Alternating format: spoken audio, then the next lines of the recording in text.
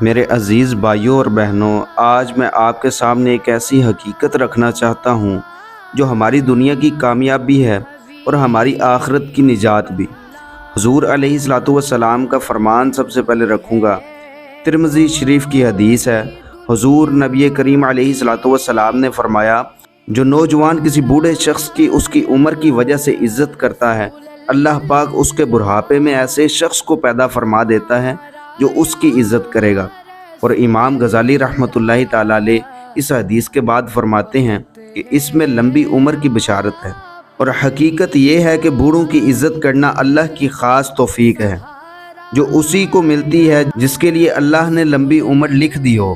میرے بھائیوں، افسوس آج کے دور میں یہ سنت اور یہ اخلاقی قدر تقریباً مٹ چکی ہے۔ والدین کو بوجھ سمجھا جاتا ہے، بزرگوں کو تانے دیے جاتے ہیں، ان کے تجربے کا مذاق اڑایا جاتا ہے۔ کتنے ایسے ماں باپ ہیں جو بڑھاپے میں اپنی اولاد کے گھروں میں اجنبی بن کر رہ گئے ہیں۔ کتنے ایسے بزرگ ہیں جو اپنی زندگی تنہائی اور بے قدری میں گزارنے پر مجبور ہیں۔ یاد رکھو، یہ دنیا فانی ہے، وقت ہمیشہ ایک سا نہیں رہتا۔ آج ہم جوان ہیں، کل کو بڑھاپا ہمارا بھی مقدر ہے۔ جو آج دوسروں کے والدین اور بزرگوں کی عزت نہیں کرتا، کل جب خود بوڑھا ہوگا تو اس کی بھی کوئی عزت نہیں کرے گا۔ بھائیوں اور بہنوں، یہ وہی والدین ہیں، وہی بزرگ ہیں جنہوں نے اپنی نیندیں قربان کر کے ہمیں پروان چڑھایا، اپنی خواہشات دبا کر ہماری خواہشیں پوری کی۔